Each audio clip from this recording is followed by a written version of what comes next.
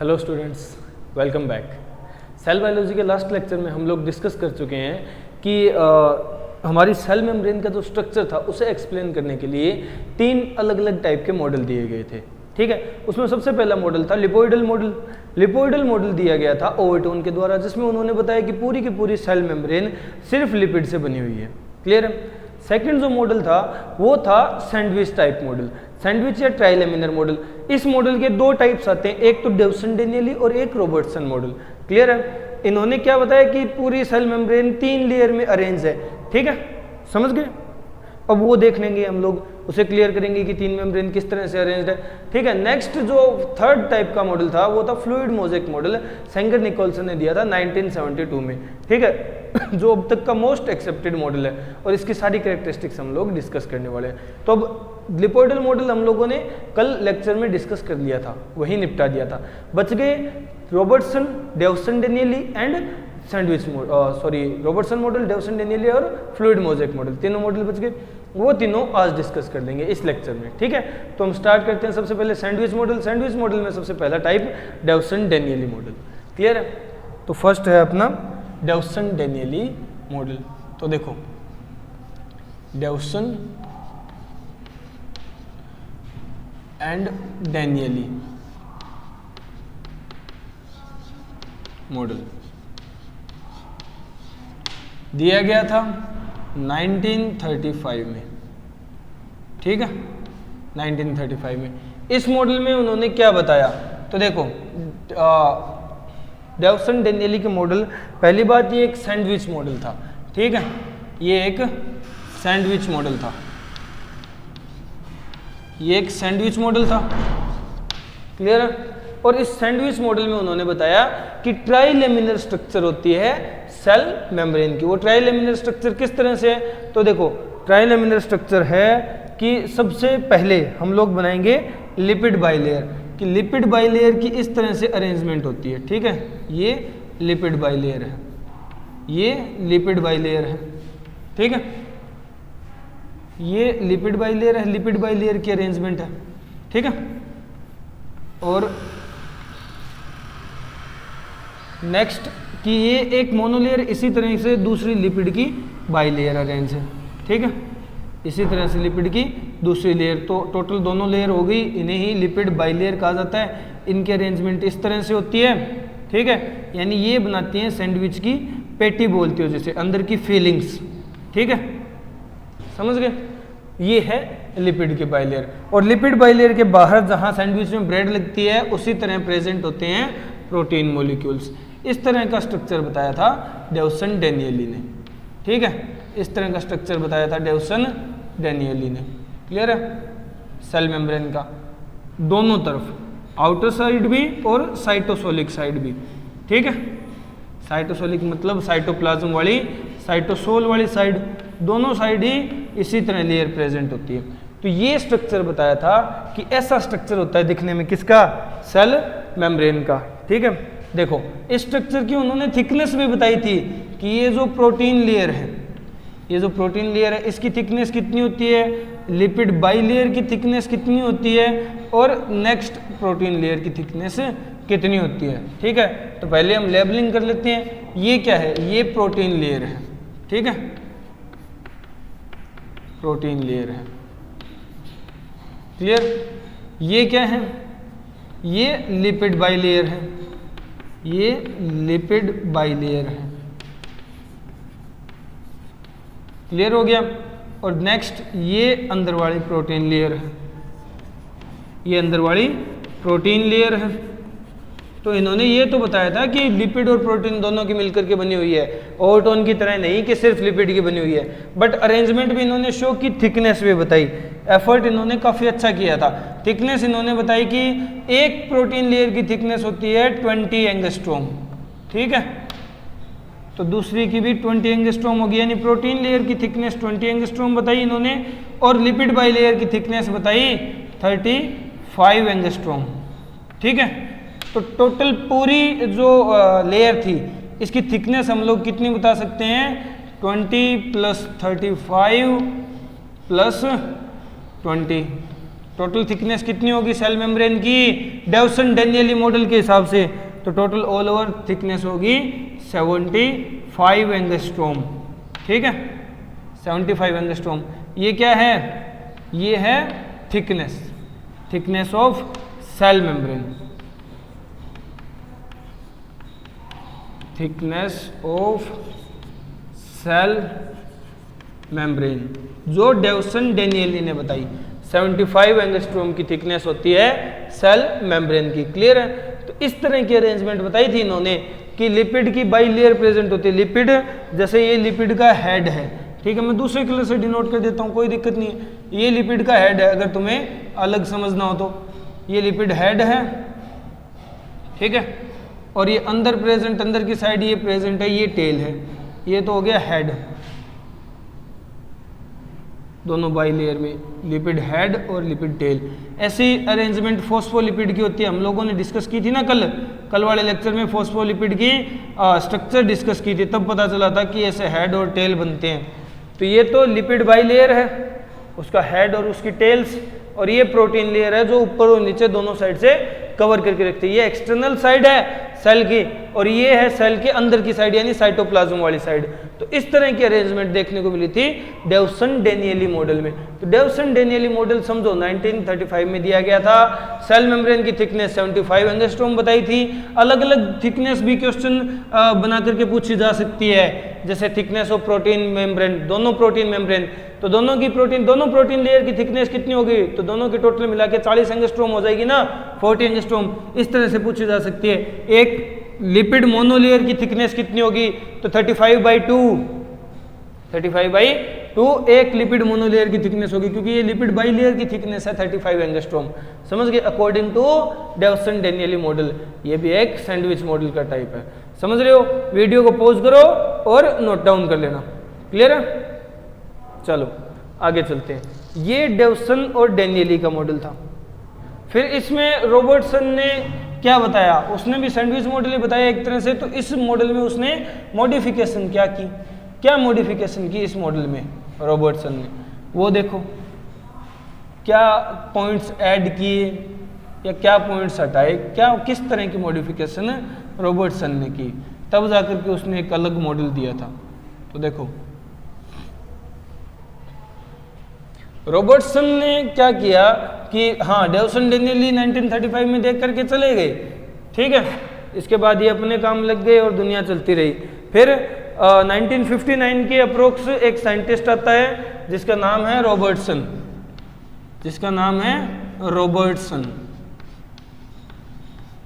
Robertson क्या करता है, रॉबर्टसन देखता है कि हाँ इस टाइम दो ऐसे साइंटिस्ट थे डेवसन और डेनियली जिन्होंने ये बताया था। फिर इसके खुजली होती है, ये इसकी स्ट्रक्चर ढूंढने में लगता है, स्ट्रक्चर की डिस्कवरी करने में लगता है, देखता है, चेक करता है, तो इसे यही मिलता है। तो इसे पता चलता है कि आफ्टर ऑल डेवसन डेनियली सही थे, दोनों ने बढ़िया बात बताई। फिर ये सोचता है कि मैंने इतनी मेहनत की, उसका क्या, जो बात मैंने पता लगाई वो बात तो डेवसन डेनियली पहले ही बता चुके थे, फिर मेरी मेहनत का क्या हुआ, मुझे तो कोई बेनिफिट नहीं हुआ। तो इसने क्या किया, अपना नाम देने के लिए जस्ट एक पॉइंट ऐड कर दिया इसमें, ठीक है, कि हाँ भी मुझे भी याद रखा जाए ये मैंने बताया था, बट फालतू का पॉइंट था, कोई मतलब वाली बात है नहीं, ठीक है। फिर भी हमें पढ़ना तो पड़ता ही है क्योंकि इसने मेहनत की थी। तो इसने जो मॉडल दिया रॉबर्टसन ने, वो दिया था 1959 में, ठीक है, 1959 में। इस मॉडल में क्या बताया गया, पहली बात तो ये भी एक सैंडविच मॉडल है, ये भी एक सैंडविच मॉडल है, ये भी एक सैंडविच मॉडल है, ठीक है। और इस सैंडविच मॉडल में बताया गया है कि जो स्ट्रक्चर था इसको एक्चुअल में, इसके मॉडल को यूनिट मेम्ब्रेन मॉडल बोला जाता है, unit membrane model, unit membrane model. ऐसा बोलने के पीछे रीजन ये है कि इसने क्या कहा कि सेल मेम्ब्रेन का जो स्ट्रक्चर होता है,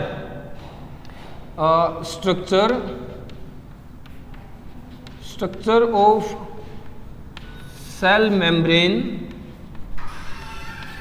structure of cell membrane is similar, structure of cell membrane is similar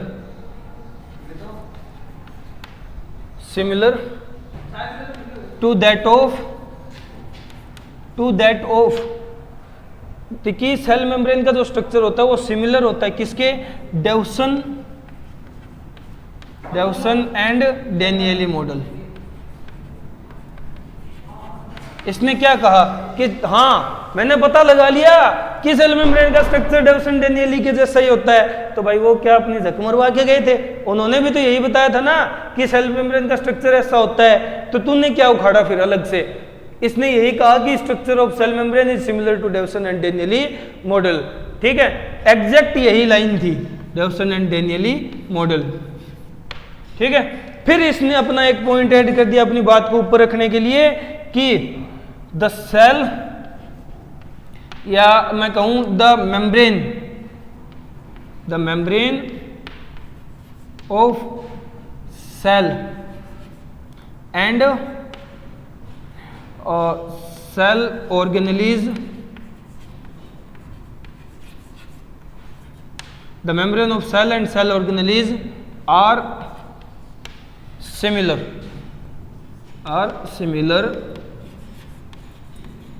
in structure। इसने क्या कहा कि सेल तो है ही, सेल मेम्ब्रेन का स्ट्रक्चर तो मैंने बता दिया कि डेवसन डेनियली के मॉडल जैसा था, पर मैं ये भी बताना चाहता हूं कि सेल मेम्ब्रेन का स्ट्रक्चर जो है ना वही सेम स्ट्रक्चर सेल ऑर्गेनेली की मेम्ब्रेन का है। जो मेम्ब्रेन बाउंड सेल ऑर्गेनेली है उनका स्ट्रक्चर भी वही है, सेम स्ट्रक्चर है, सिमिलर स्ट्रक्चर है उनका। ठीक है, ये बताया इसने, ये रॉबर्टसन ने इतनी मेहनत की जिसकी वजह से हमें ये पॉइंट पढ़ने पड़ रहे हैं। ठीक है, वीडियो को पॉज करके नोट डाउन कर लेना, क्या कर सकते हैं। बस इसने यही कहा कि डेवसन डेनियली ने ठीक कहा था, समझ गए। चलो, बहुत महान इंसान, महान साइंटिस्ट थे रॉबर्टसन।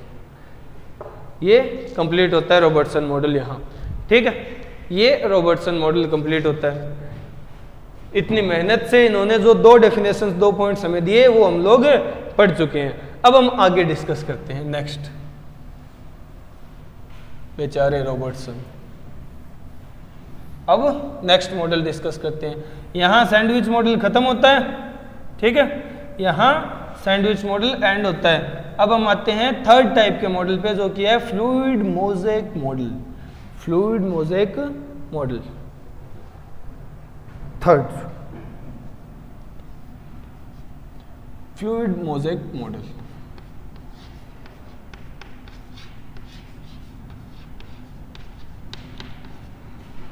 फ्लूइड मोज़ेक मॉडल किसने दिया था? फ्लूइड मोज़ेक मॉडल दिया था 2 साइंटिस्ट थे, सेंगर एंड निकोलसन ने। सेंगर एंड निकोलसन ने दिया था फ्लूइड मोज़ेक मॉडल। कब दिया था? इन 1972, 1972 में दिया था फ्लूइड मोज़ेक मॉडल। ठीक है, अब तक का मोस्ट एक्सेप्टेड मॉडल है, मोस्ट एक्सेप्टेड मॉडल है। ठीक है, सबसे ज्यादा एक्सेप्ट किया जाने वाला, सबसे ज्यादा माने जाने वाला मॉडल है। ठीक है, इस मॉडल में इन्होंने क्या कहा? तो according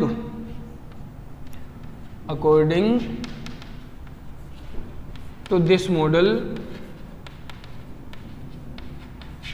according to this model, the structure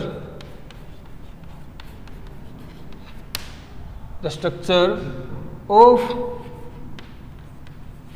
cell membrane, the structure of cell membrane is like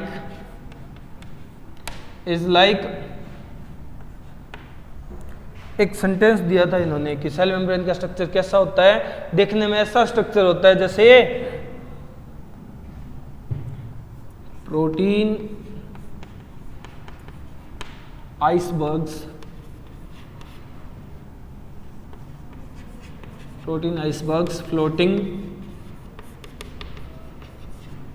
floating in sea of lipid, कि लिपिड के समुद्र में प्रोटीन के आइसबर्ग तैर रहे हैं, ऐसा स्ट्रक्चर है सेल मेम्ब्रेन का। इन्होंने क्या बताया, सेल मेम्ब्रेन का स्ट्रक्चर कैसा है, दिखने में ऐसा स्ट्रक्चर है कि लिपिड का समुद्र है जिसमें प्रोटीन के आइसबर्ग्स, ठीक है, प्रोटीन के टुकड़े तैर रहे हैं। समुद्र में आइसबर्ग तैरते हुए देखे ना, समझ गए। टाइटैनिक टकराई थी वो भी तो एक आइसबर्ग था, समझ गए। तो इस तरह के जो स्ट्रक्चर है वैसी स्ट्रक्चर सेल मेम्ब्रेन की होती है, जैसे लिपिड के समुद्र में प्रोटीन के आइसबर्ग, हिमखंड तैर रहे हों, ठीक है, समझ गए। चलो, ये था फ्लूइड मोज़ेक मॉडल। ये तो अगर मैं कहूं कि डेफिनेशन है फ्लूइड मोज़ेक मॉडल की। इन्होंने स्ट्रक्चर शो कैसा किया कि एक्चुअल में स्ट्रक्चर होता कैसा है वो देखना है हमें, ठीक है। एक्चुअल में स्ट्रक्चर होता कैसा है इस मॉडल के हिसाब से वो देखना है। तो चलो वीडियो को पॉज करना और नोट डाउन कर लेना इसे, ठीक है। वीडियो को यहीं पॉज करना, ये पॉइंट नोट डाउन कर लेना, ये पॉइंट इंपॉर्टेंट है, इसी पॉइंट से अपना फ्लूइड मोज़ेक मॉडल क्लियर होता है, ठीक है।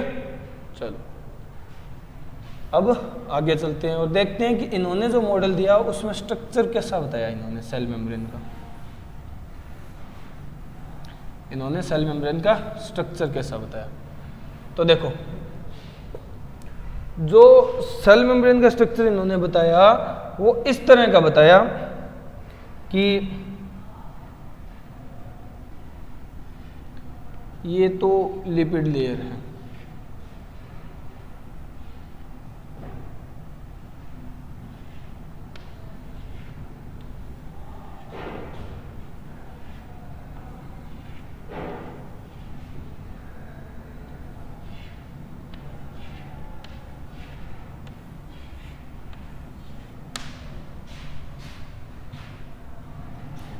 थोड़ा सा समझने की कोशिश करना, स्ट्रक्चर थोड़ा सा कंफ्यूजिंग है, ठीक है, थोड़ा सा कंफ्यूजिंग स्ट्रक्चर है बट इंटरेस्टिंग है।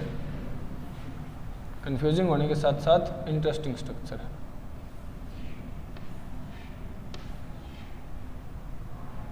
काफी बड़े बन गए।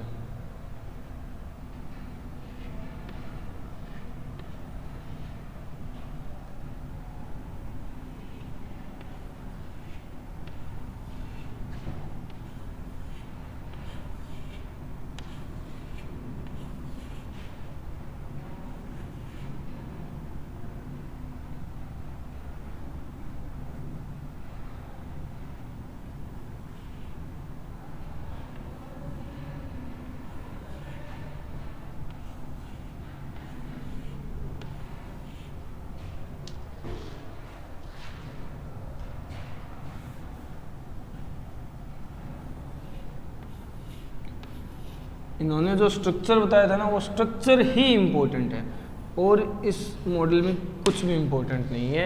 अगर वो स्ट्रक्चर समझ आ गया तो सेल मेम्ब्रेन समझ आ गई, ये मान लेना, ठीक है। इन्होंने क्या कहा कि लिपिड का समुद्र है, ठीक है, सी ऑफ फॉस्फोलिपिड, ठीक है, लिपिड का समुद्र है और उसमें प्रोटीन के आइसबर्ग तैर रहे हैं, ठीक है। लिपिड का समुद्र है, उसमें प्रोटीन के आइसबर्ग तैर रहे हैं।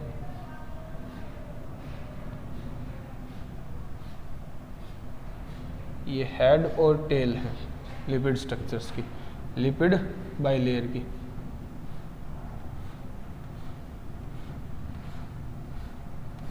लिपिड बाइलेयर की हेड और टेल वाली स्ट्रक्चर्स है।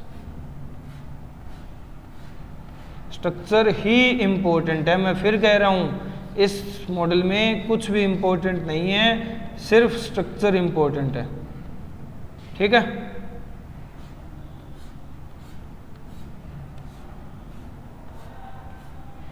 इस मॉडल में सिर्फ स्ट्रक्चर इम्पोर्टेंट है। तो देखो इन्होंने क्या कहा कि लिपिड का समुद्र है जिसमें प्रोटीन के आइसबर्ग्स तैर रहे हैं, ठीक है। लिपिड का समुद्र है जिसमें प्रोटीन के आइसबर्ग तैर रहे हैं, प्रोटीन के आइसबर्ग तैर रहे हैं।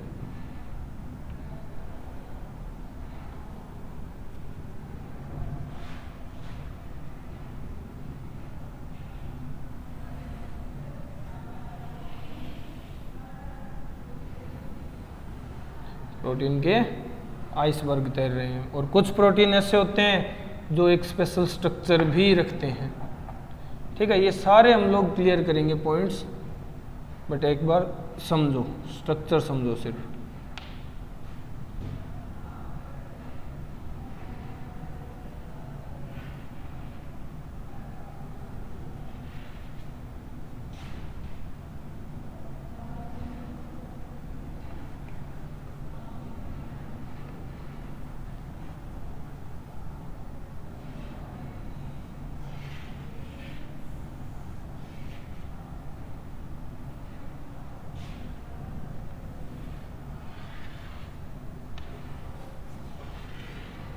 इस तरह का स्ट्रक्चर होता है सेल मेम्ब्रेन का अकॉर्डिंग टू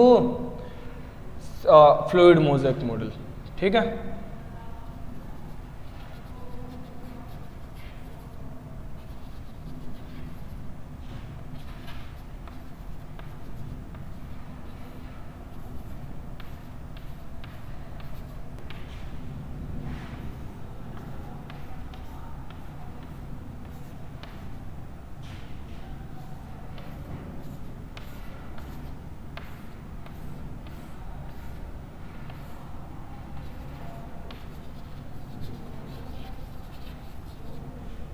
तो देखो इस तरह का स्ट्रक्चर है। ठीक है, अब इसको लेबलाइज कर लेते हैं, इसकी लेबलिंग कर लेते हैं, स्ट्रक्चर के कंपोनेंट्स को डिस्क्राइब कर लेते हैं। तो देखो ये जो है ये स्ट्रक्चर क्या होगी, ये तो है लिपिड बाइलेयर, लिपिड बाइलेयर है ना, लिपिड बाइलेयर है। और इस लिपिड बाइलेयर के समुद्र में प्रोटीन के आइसबर्ग तैर रहे हैं। तो प्रोटीन किस किस तरह का होगा, तो देखो कुछ प्रोटीन तो ऐसे होंगे जो इस तरह बाहर प्रेजेंट होंगे। ठीक है, कुछ प्रोटीन्स तो ऐसे होंगे जो इस तरह बाहर प्रेजेंट होंगे। एक्चुअल में अगर मोर क्लियरिफाई करें तो स्ट्रक्चर कुछ इस तरह के दिखेंगे।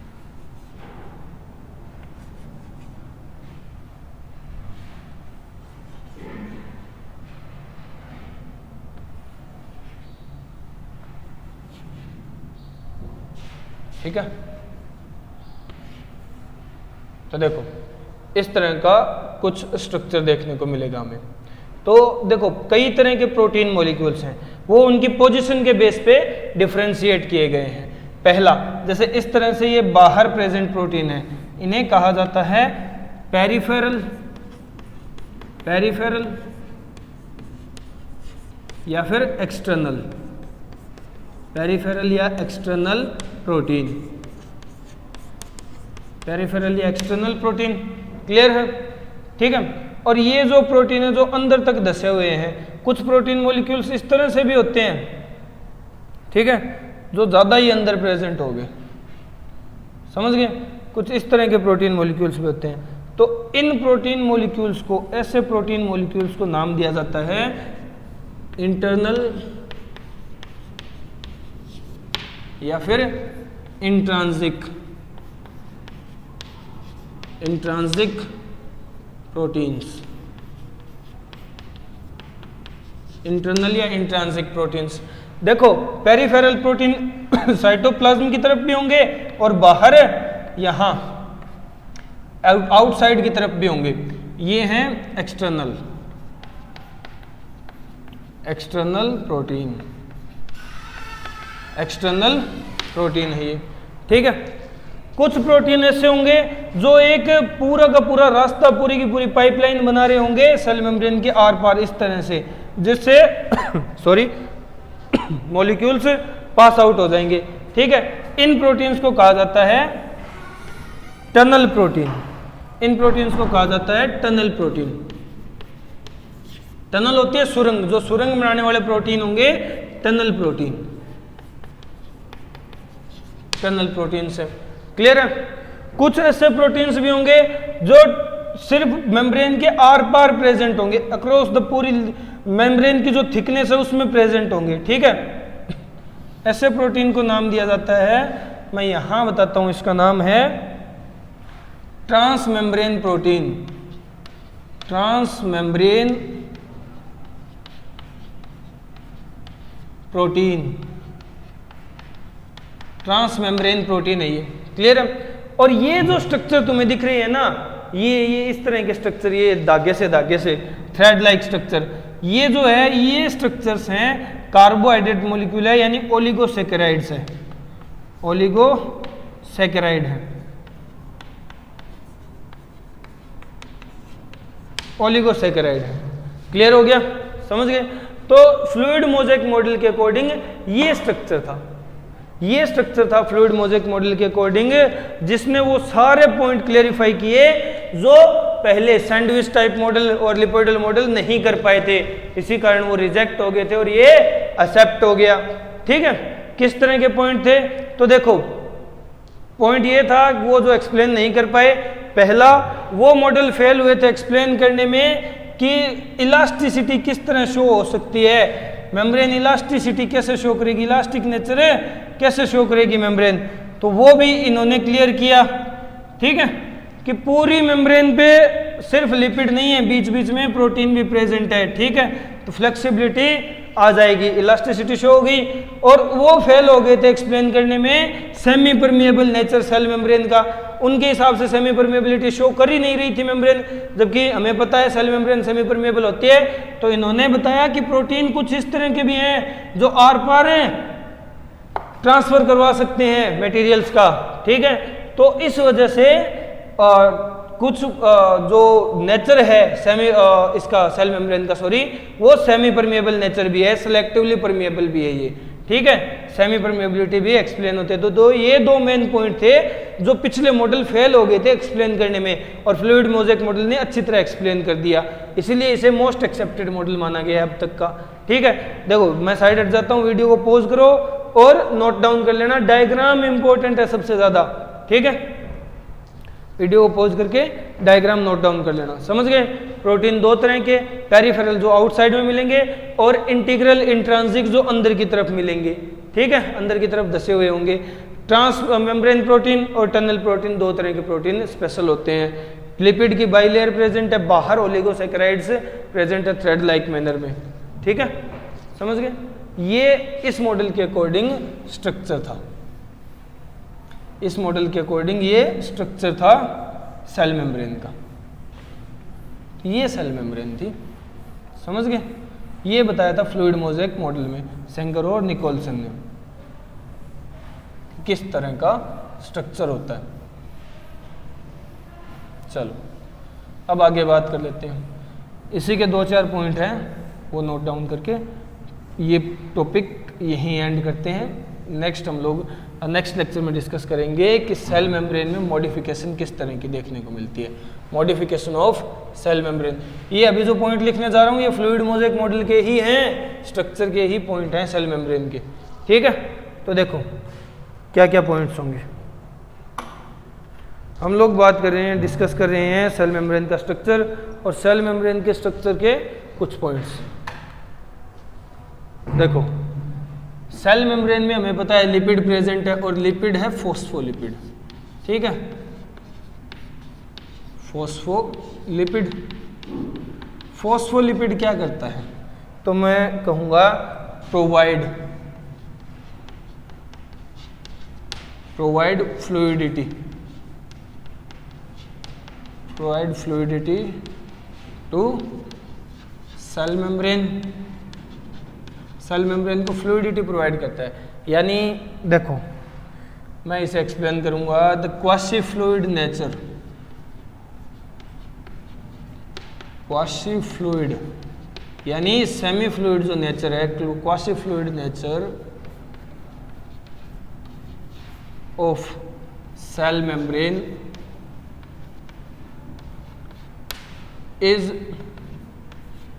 due to presence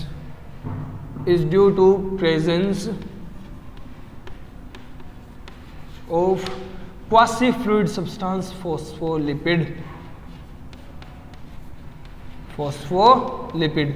quasi fluid nature का फॉस्फोलिपिड सब्सटेंस प्रेजेंट होता है, इसीलिए सेल मेम्ब्रेन फ्लूइडिटी शो करते हैं। सेल मेम्ब्रेन का नेचर भी हम लोग क्वासी फ्लूइड नेचर बता देते हैं, समझ गए, क्लियर है। ये फॉस्फोलिपिड के प्रेजेंस के कारण था। ठीक है, फिर एक पॉइंट यहाँ थोड़ा सा स्पेशल है जो डिस्कस किया जाता है कि सेल मेम्ब्रेन में कोलेस्टेरॉल भी प्रेजेंट होता है, ठीक है। Cholesterol is also present in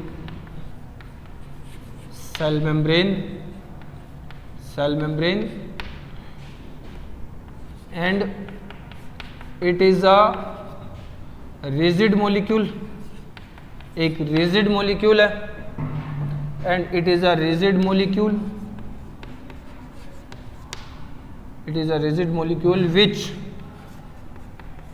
which provide stability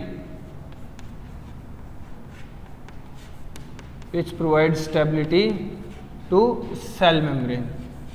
ये सेल मेम्ब्रेन को स्टेबिलिटी प्रोवाइड करता है, यानी फ्लूइड, कंप्लीट फ्लूइड नेचर की थोड़ी है, सेमी फ्लूइडिटी होती है थोड़ी सी सेल मेम्ब्रेन के अंदर, थोड़ी सी फ्लेक्सिबिलिटी प्रेजेंट होती है, बट थोड़ी सी रिजिडनेस भी होती है। वो रिजिडनेस है कोलेस्ट्रॉल के कारण, क्योंकि एक रिजिड मॉलिक्यूल है जो प्रेजेंट है, इसकी वजह से सेल मेम्ब्रेन स्टेबल बनी रहती है। ये स्टेबिलिटी प्रोवाइड करता है सेल मेम्ब्रेन को, समझ गए।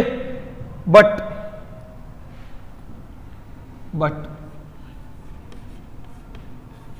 only in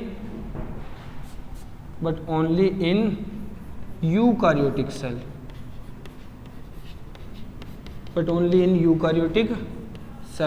ये तो सिर्फ यूकारियोटिक सेल में होगा, ठीक है, क्योंकि कोलेस्ट्रॉल यूकारियोटिक सेल में प्रेजेंट होता है। तो फिर प्रोकारियोटिक सेल्स का क्या होगा? क्या उनके अंदर स्टेबिलिटी नहीं होगी? उनकी जो सेल मेम्ब्रेन होगी वहां स्टेबिलिटी नहीं होगी? वो किस वजह से होगी, तो वो भी डिस्कस कर लेते हैं। तो देखो, फॉस्फोलिपिड वाला समझ आ गया, कोलेस्ट्रॉल का समझ आ गया, वीडियो को पॉज करके नोट डाउन कर लेना, ठीक है। फॉस्फोलिपिड फ्लूइडिटी प्रोवाइड करता है और कोलेस्ट्रॉल स्टेबिलिटी प्रोवाइड करता है, ठीक है। चलो अब हम लोग बात कर लेते हैं प्रोकारियोट्स में क्या होगा। तो देखो, प्रोकारियोटिक सेल मेम्ब्रेन में क्या होगा, स्टेबिलिटी के लिए कौन सा कंपाउंड या कौन से स्ट्रक्चर प्रेजेंट होंगे। तो देखो, but in prokaryotic cell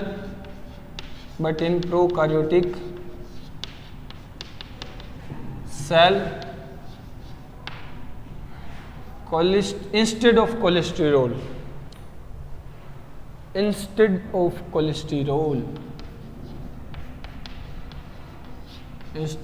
cholesterol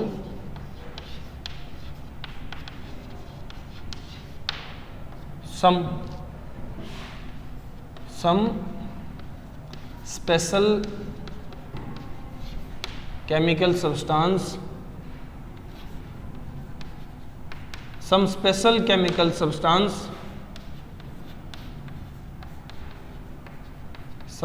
chemical substance named, जिसका नाम है होपेनोइड्स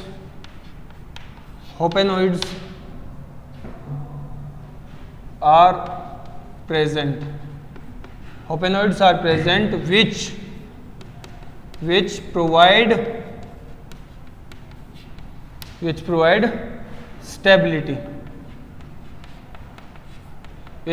stability to सेल मेम्ब्रेन, जो सेल मेम्ब्रेन को स्टेबिलिटी प्रोवाइड करते हैं।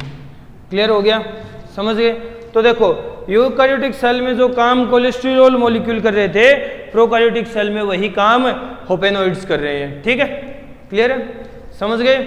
तो देखो, ये यहाँ तक इस लेक्चर में आज बस इतना ही। देखो, इससे आगे के पॉइंट्स हम लोग डिस्कस करेंगे नेक्स्ट लेक्चर में। हमें नेक्स्ट लेक्चर में डिस्कस करना क्या है कि इस सेल मेम्ब्रेन के अंदर जो प्रोटीन मॉलिक्यूल्स हैं वो किस टाइप के हैं और क्या फंक्शन करते हैं, ठीक है, वो डिस्कस करना है। हमने डायग्राम या डायग्रामेटिक रिप्रेजेंटेशन से देखा है, अभी क्लियर थोड़ी किया उन्हें, तो उन्हें क्लियरिफाई करना है, नोट डाउन करना है, फिर हम सेल मेम्ब्रेन की कुछ मॉडिफिकेशंस पढ़ेंगे, समझ गए। क्लियर है।